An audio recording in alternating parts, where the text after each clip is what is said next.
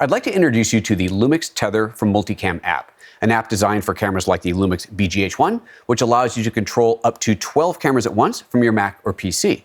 Those cameras can be connected via either USB-C or on the network. Today I've got a LUMIX BGH1 connected to a PoE Plus switch, which means that this switch is providing both network access and power to the BGH1. Let's have a look at the software. This is LUMIX Tether for Multicam. This is the main control panel, and from here I can click on the camera button to show all the cameras on my network. You can see there's currently 2, and the one at the top is the one that I'm working with. And I can also open the LV or live view window, which allows me to see through the camera, and that is a real-time view through the camera there. Let's take a tour of the rest of the interface. From here I can start and stop video recording, and from here I can trigger still photography. This allows me to change the recording mode. PA, S, and M are your basic still photography modes. And then this is your full movie mode, including PA, S, and M for that. You can also access your custom modes in here as well. I'll leave it in basic manual movie mode. You can change the aperture of your lens, the shutter angle or shutter speed of the camera. For still photography, you can adjust the drive mode. The white balance can be changed. It's currently set to auto white balance, but let's go ahead and change it to a color temperature Kelvin.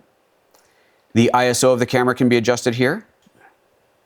And if you're in a semi-automatic mode, you can adjust the exposure compensation.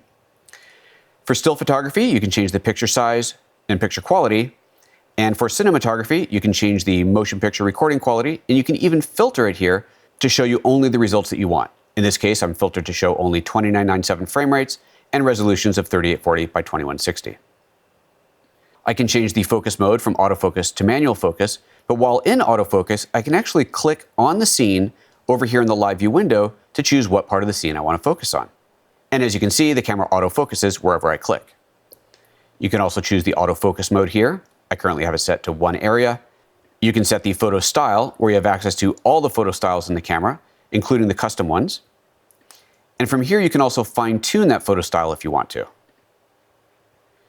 You can change your metering mode, the color temperature, and you can do white balance adjustment here. Finally, at the bottom of this menu, you'll find controls of the flash if you're doing still photography, and an additional settings panel giving you access to more functions of the camera, including the ability to run a firmware update from the software interface itself. Next, let's take a look at the controls in the live view. From here, I can open the full menu system of the camera. This is the complete menu system as you would find on any LUMIX camera, which you can now access through the software interface and control using your mouse. Next, you have the white set. This is for setting the white balance, but as you can see here, it's currently dimmed out. That's because I have the white balance set to a color temperature Kelvin, but if I set it to a custom white balance, I can do the custom white balance from the software. Check this out. I'll go to white balance mode and change this to a custom one. Let's go to custom one. And then when I click on white set, an eyedropper comes up. I'll go ahead and take a white card and drop that into the scene, and then simply click on the white card to set a custom white balance of the scene.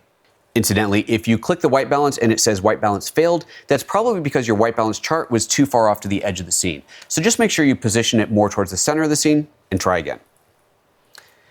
The next function I want to look at is one-shot autofocus, which as you can see here is once again disabled. That's because this is designed for a manual focus setting.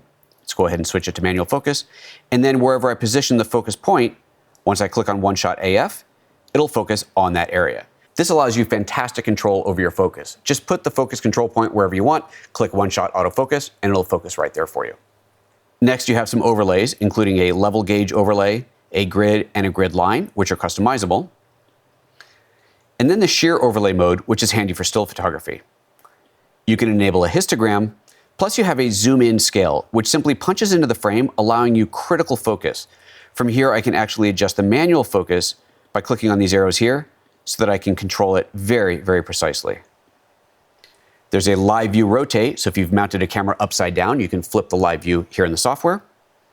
And then you can choose a live view quality from fine, standard, or low. We'll leave it at standard. The other options in here, aspect ratio and preview, are for still photography. And those are the basics of the LUMIX Tether for Multicam app. Panasonic.